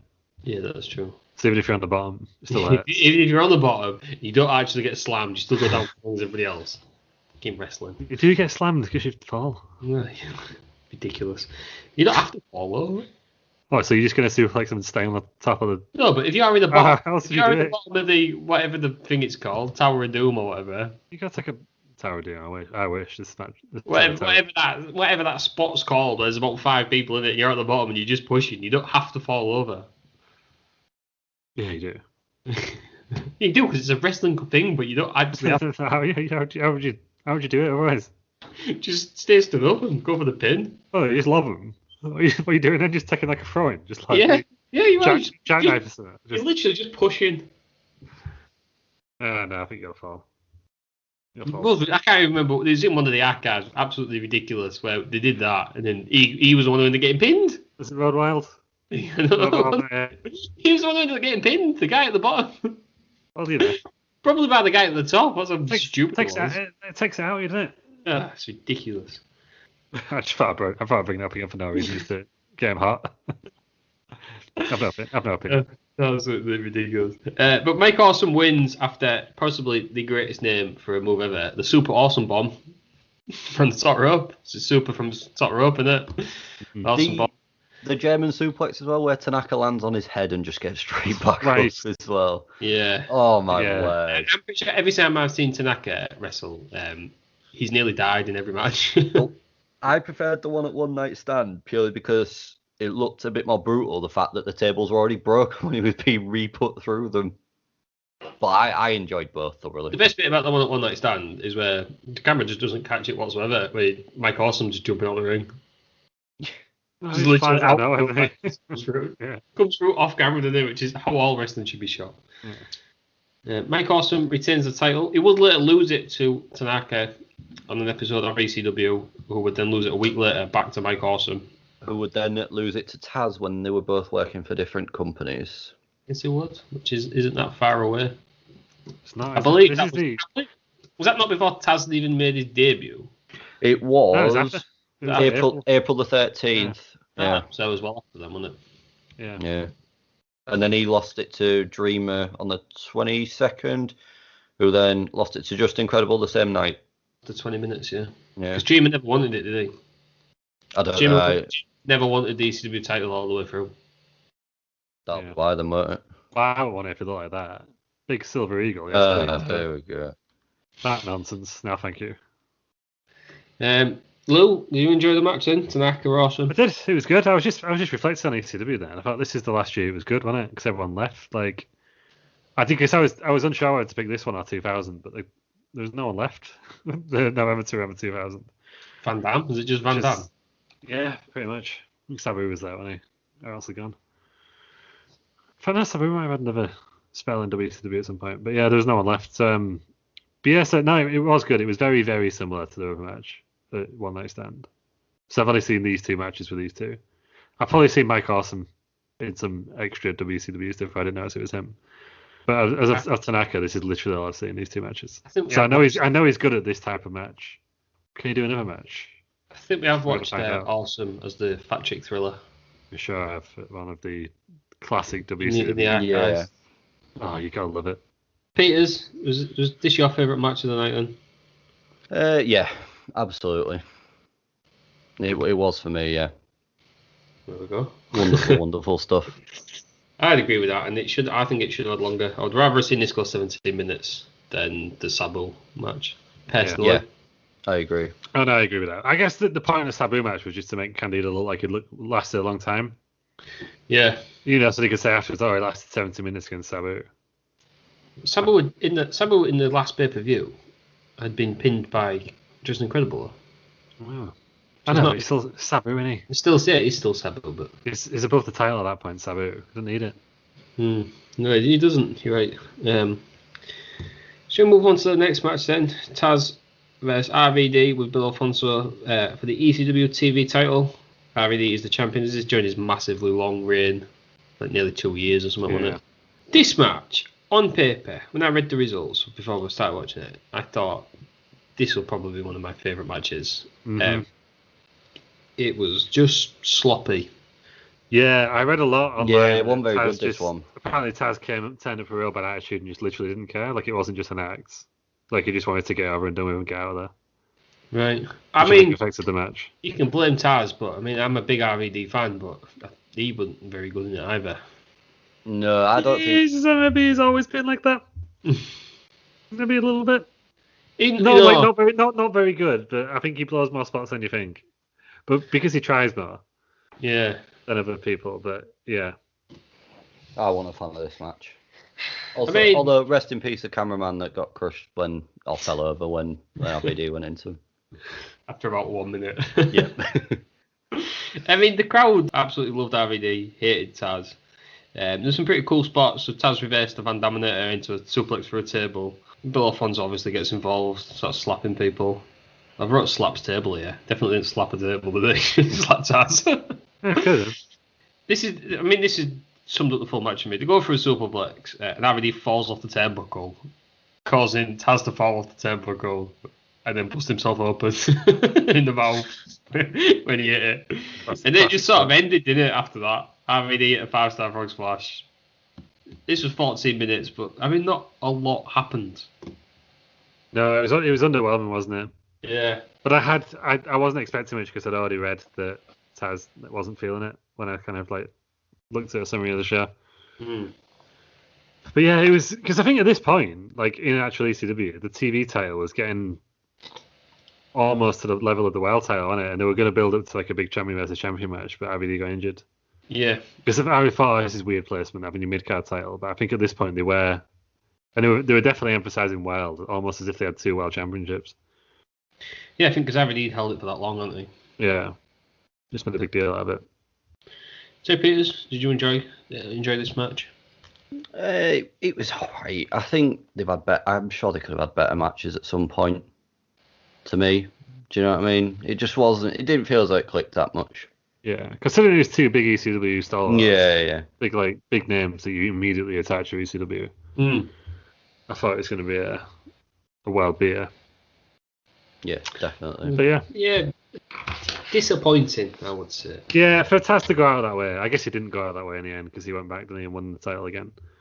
He did have another match on ECW TV. Oh, I thought this was like his last one forever. No, it's his last pay-per-view. It wasn't his last match. Oh, okay, fair enough. Was that good? I don't know. I can't imagine if it was a TV match. I can't imagine it was brilliant. Yeah. If what you're saying is true, and he just couldn't be asked, why would he put everything into his last match? Sounds like it, yeah. I think because he'd already been agreed that he'd go. I think the contracts have pretty much already been signed, and yeah, they must have because this was the start of the. There's a lot of internet and Smarky references in this match. Yeah, not this match, in this pay-per-view. So I think this was when the date sheets were just getting online. I presume 1999. Did we have internet? Probably did, didn't we? Just yeah, you will have done it at this point. Yeah. So I think this is when people were starting to learn more about what was going on behind the scenes. So I think they would have probably known that he was going. Just they'll heard it from Dave Meltzer or Wade Keller or something like that. I think he signed in December and then obviously debuted in January. Yeah. But yeah, we'll move on to the next match then. So this match, which I think they've got it all wrong. So it was the Impact players who are just incredible at Lance Storm. They've took out Sid Vicious, they took out the Sandman. Just Incredible just pinned Sabu.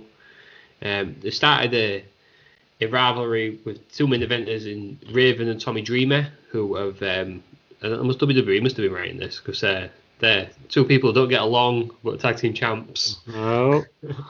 They obviously have the mad rivalry, Raven and Dreamer. So Impact players have gone against them. And this match was Impact players plus a mystery guest and Raven and Dreamer plus a mystery guest. But they announced them before the card. They announced Rhino would go with Impact players and Sandman, a returning Sandman, would be with Raven and Dreamer. You don't think it would have been better if they waited? Yeah, I guess were they trying to build up buys, or did they announce it? Was the first time they announced it on the show? I think they announced it on TV before.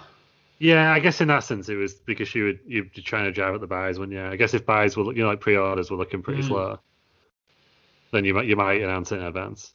I mean, I can understand as the heels, or I guess heels, the Impact players saying we're going to have Rhino on our team, and Raven and Dreamer not announcing them, and then imagine if Sandman came out for the live crowd. Yeah, true.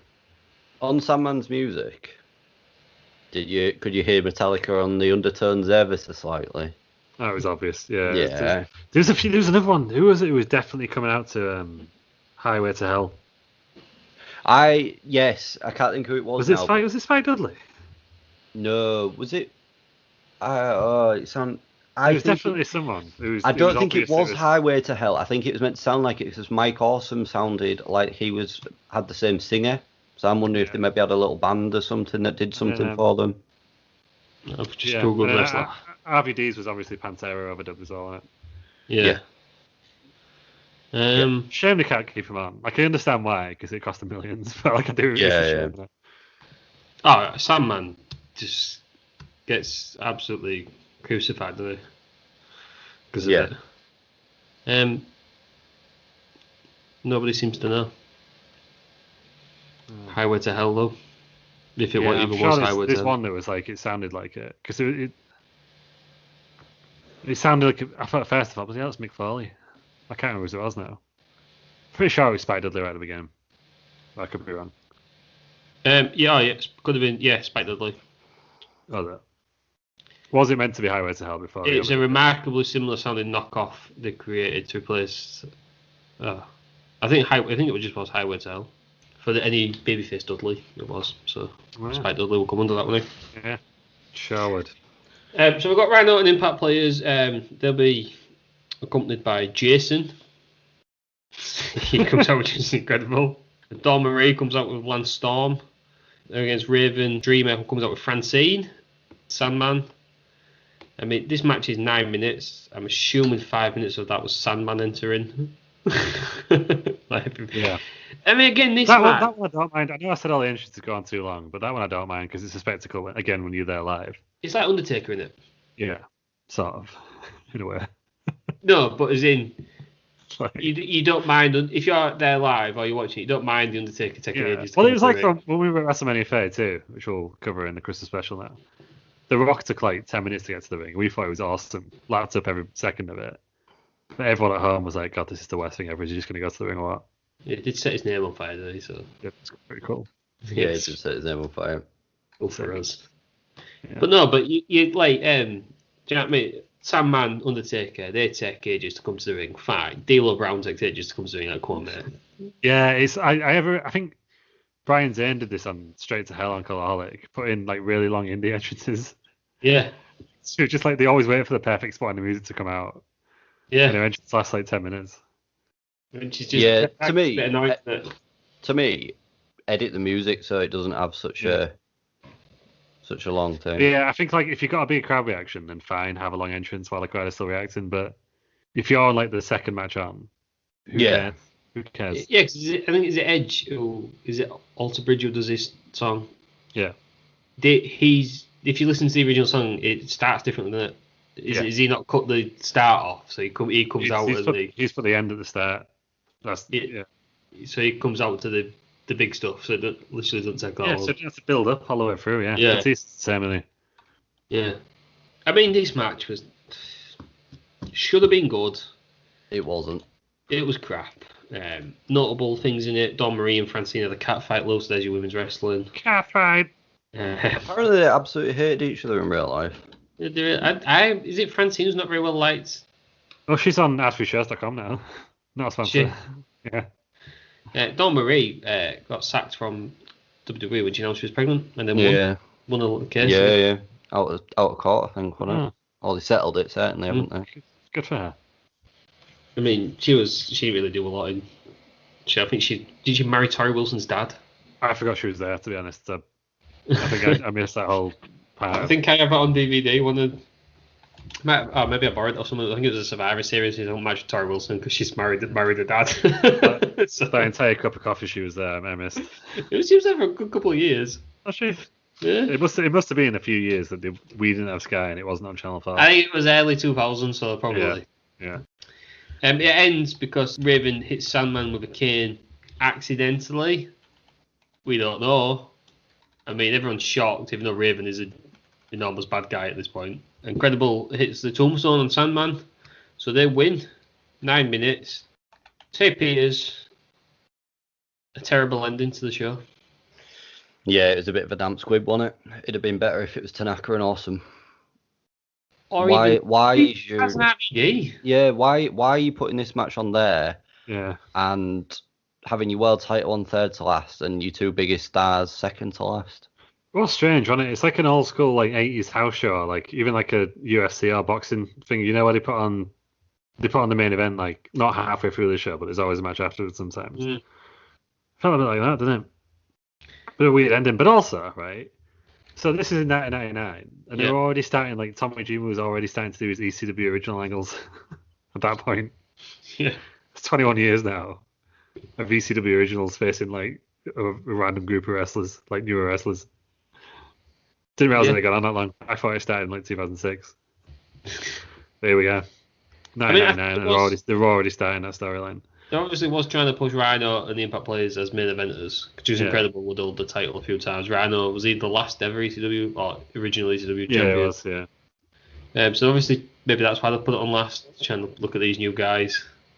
Yeah, I guess so. It just feels weird. Out of place, doesn't it? Most of it is just ECW originals versus others. It's just like, all right, we get it. 1999 it started. Madness. It's still going on to this day. It is, yeah. You'll sell out though. You'll sell out in some places in America, right?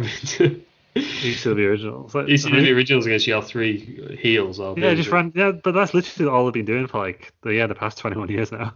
It's Sandman, Dreamer, and someone else from ECW against. Well, actually, it's just Dreamer and the lads, isn't it? Yeah. Was it 2015 they did it with the Wyatt family? No, it was later than that. I know it's 2016. Was it 2015, 16? It was Undertaker's. I know it was before Undertaker's thing with the Wyatt family. Yeah, I think it was 2016 actually. Yeah, it was one of those years. It was the Dudley Boys, Rhino and Thingy, wasn't it? Tommy Dreamer. Yeah, Tommy D. And then they got to do it again in TNA after that. Oh god, they've done it in TNA like 1,000 times. Yeah. Yeah. I mean, was that what House of Hardcore was? Basically, every week. It's still going, isn't it? House of Hardcore. It's still going. Sure it is, yeah. Well, not now, obviously, because no one's going. But like, yeah. Yeah, right. I didn't know because Dreamer's signed for a few other companies, hasn't he, since? Yeah, I think he's still in House of Hardcore. Mm-hmm. We didn't get a video package of the full show, so we might as well do our summary now. Terry Peters, you famously said you love this show. Tell us why. I thought Tanaka and Awesome was great. I didn't mind some of the earlier matches. That I know you two weren't a massive fan, but I didn't mind some of them particularly. That's my favourite bit. First 45 minutes is great. I really like the three-way dance as well.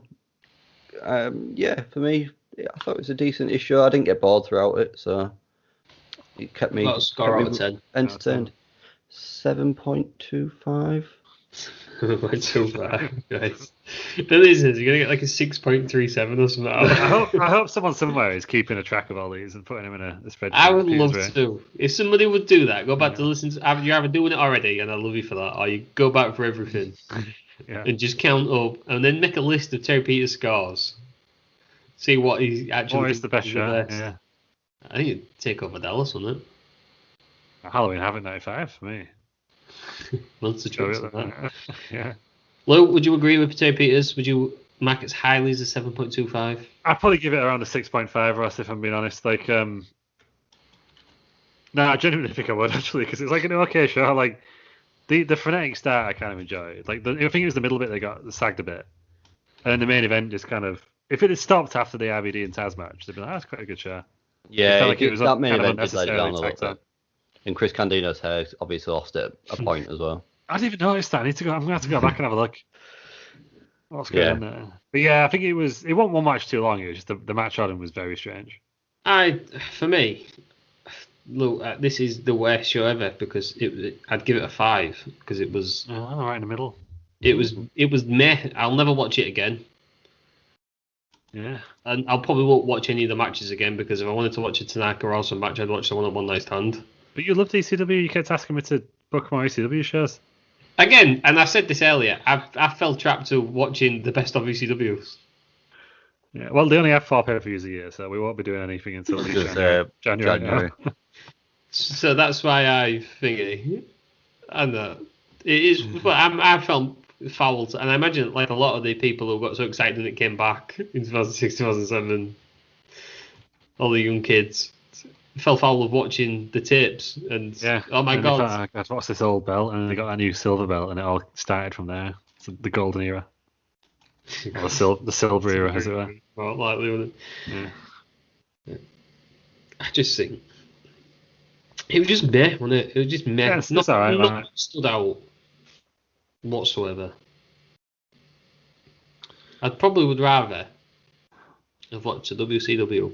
Yes, well, obviously, that's what the listeners agree as well. The wrestling around it. Bloody love it. You really love WCW, don't you? Oh, God, do. So what we're doing next week? WWE! Well, yeah, that's good as well. You got to keep variety, and variety is the spice of life, as they say. That is true. So there we go. That was ECW November to remember, or for me, November to that happened. Yeah, fair enough. Don't quite rhyme. It's not one I'll remember. You know what I mean? Yeah. What was his favourite moment of the show? Like, what should I use as the thumbnail? I was looking earlier on Google. It's quite hard to find. RVD with a belt or something. The problem is the pictures aren't of good quality either. So I'll sort that out. But no, like normally it's like last week we had the Yeti, a standout moment. Yeah, what is it for this week? We had a question on social media though. I don't know if you'll be able to answer this, but who was in the Yeti suit? Kevin Nash. Was it actually? No, Kevin Nash. No, because it was with WWF. It was. Yeah. Shout out.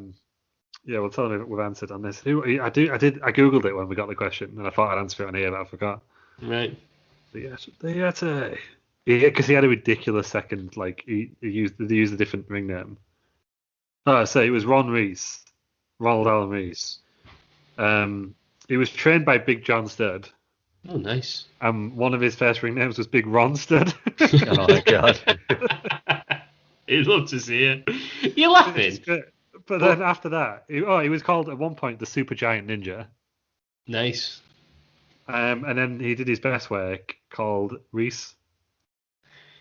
We're laughing at this fella now because of his ridiculous gimmicks. But imagine if Kane ever hit off. We'd be saying the same about Glenn Jacobs. He was a Christmas character or whatever he was, and then he was Christmas creature. Yeah. He was the dentist, wasn't he? And then he was fake Diesel. Yeah. Imagine if Kane had never hit off. And no, he's got better. He's got better ring names. Right, these are all legit. But you're gonna think I'm lying. He was Big Bomb Jones. He was Evil, but not the guy from New Japan. I presume it's not the same guy because if not, he's done well for himself to get out of the Yeti. Yeah, he was Ron Reese, Super Giant Ninja, SWAT, as in SWAT team. What's the SWAT team? The Yeti, and then also Vanilla Gorilla. Of course he was. You was laughing as well at the Big Ron Studd, trained by Big John Studd. That's what Arn Anderson got his name on it, because he looked like Ole Anderson. Oh, yeah, it was on it. I forget that actually. Ole Anderson said to him, you need a name with 3 letters. So for whatever reason, they picked Arn Anderson. Legitimately as well, did you know Nathan Cruz got his name because a promoter for it looks like Tom Cruise? Which is but then he changed it because they didn't want to make it that obvious. But to the Z? Which is why it was like a Spanish spelling, yeah. I mean, he doesn't. No, I can't see it. Where did you hear that from? So I read it on some article, wasn't it? Yeah, it's definitely been an article about him. I remember reading that years ago. But he doesn't look like Tom Cruise whatsoever. Maybe it was Well the Sport article, something like that. It was something around that time when that came out, yeah. And they were talking about British wrestling again. Yeah, but we're doing that for a while, will we? No. Not all of it, anyhow. We'll have to wait at least 5 years so we can then talk about the last 5 years. Not British wrestling, but Dragon of Walter. We mentioned it last week. That needs to be watched. I've not watched it yet. No, I haven't watched it. You'll hate after watching it. Apparently, it's that good that people were saying they should just put that on Raw. Big Dave the repeat of that match. Big Dave gave it 5 stars. Did he? Yeah. That's good for the smallest brand. NXT. Yeah. What's about? He's at 5.25, hasn't he? Against which I've not seen either for some reason. Did that take over Cardiff? Yeah, because we were too busy pissed about New Japan. We don't New Japan tickets before that got announced. Yeah, It did. New Japan was great, but also that was when we went there. TP's got absolutely battered before Before he went, wasn't it? I thought he was leaving then. Yeah, that was the best pizza. Well, we'll cover that in the Christmas special. We'll do. Special Our Tales of the Indies. No, wrestling Star Wars or wrestling around. Well, you know he's going to get cancelled by Internet for calling New Japan Indies there. Oh, cast. You don't know. You don't. I'll screw him. So join us next week on Wrestling Around with Terry Peters and Lou. Where we finish whatever it is. Survivor Series 98. Versus 98. We've slagged a lot of AEW off, so if he's ever going to get cancelled, we slagged him elsewhere every week. So I don't. Friend of the show. If he's ever going to get cancelled, we'd be cancelled by now already. Next week, Survivor Series 1998. Terry Peters, are you excited? Yeah, I've never seen it, so yeah, why not? You don't sound that excited. Woo! It's not very extreme. Lou, this is your pick. It's sure is. Some sort of mad tournament, I believe. It's a deadly game tournament. The 16-man tournament, and then a 14-man tournament, because WWE love a good 14-man tournament, apparently. For the title. That's the whole show. There's no Survivor Series matches. It's the first one, I think, with no Survivor Series matches on Survivor Series. Mm-hmm. But it's elimination type, isn't it? Because everyone, you got one Survivor out of 14, so it's better, really. It's annoying, 14, don't it? Yeah, I think they get buys. It's the same as WrestleMania 4, whatever it was. Yeah, if I didn't just pick 2 more wrestlers and have them within 5 minutes. Well, check the storyline, Ross. You'll find out. Well, I guess we will find out next week, and you lot will as well. But the week after that, you'll find out about Survivor Series 1992. Terry Peters, this is your pick. Yeah, no pressure again. Why have you picked this, Terry Peters? It's a nice, nifty little card. That's quite a neat little gadget. Don't, Lou. Too soon. Too soon. Nifty little card. Outrageous. But you know, it's Survivor Series headlined by Shawn Michaels and Bret Hart, isn't it? What can go wrong? Yeah, the internet will love it. Imagine if we slacked that off. I can't wait. Well, I don't know if it's any good, because it's not the match. It's not the Survivor Series match between Bret Hart and Shawn Michaels, is it? It's the other one. I didn't realise they had it. No, that is true. I didn't think either of them were that big in 1992. Yeah. He was champion really early on, Bret Hart. He went on a house show, didn't he? Against Bob Backlund? No, against Ric Flair. Yeah, he did. Oh, did Bob Backlund? Diesel lost. Diesel won it off Bob Backlund in 8 seconds. Right, there we go. So then we go 2 weeks of Survivor Series, and then I think after that it's WCW. It sure is. Crazy lot love it. 95 WCW is all the best kind. So before the NWO got in and ruined everything. So for you lot keeping score at home, you'll probably guess what we'll be able to do if you listen to last week's episode. Because we do anniversaries. That's it then.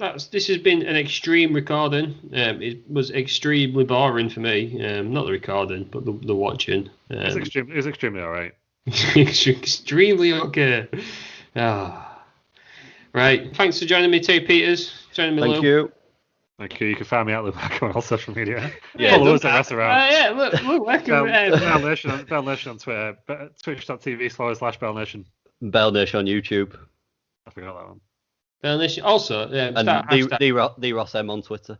Bell Nation needs to be in whatever that tournament you need to be in. Get him in it. Yeah, I can't remember what it's called. No Context FM tournament. Yeah, so tweet No Context FM and say, "Oh, you dickhead, get Bell Nation in the tournament." Yeah, there he is. Get it. Do it. Let everyone do it, because I think Terry Peters deserves a break, doesn't he? You know what I mean? Peters, why don't you do it? Like, just in the spirit of like what's going on in the world now. Just claim you've won it anyway. Yeah. Just keep tweeting all the way through my name to Donald Trump. Donald Peters. After every match where you're not in it, just tweet him like, "Yeah, I won that match," and then see if they just let you in eventually. Donald Peters. Yeah. I imagine if he was in it and he lost like 2-1, so yeah, but when I was winning 1-0, you should have stopped the vote. Yeah, exactly. Count the score. Yeah.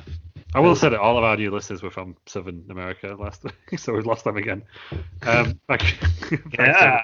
them. Thank you very much for listening. You can find us all if you want to send us some hate at Rest Around on Twitter and Instagram, Rest Around on Facebook, YouTube, wrestlingaround@outlook.com is our email address. Listen to us anywhere you listen to podcasts. Tell a friend, tell a wrestler. That's what they all say in it. That's the saying, I think, isn't it? Yeah. Close. Tell a friend, tell a wrestler. Once again, thanks for joining us, Terry Peters. Thanks for joining us, Lou. Thank you. Thank you. Thank you, everybody, for listening, and join us next week for the start of our Survivor Series with Survivor Series 1998.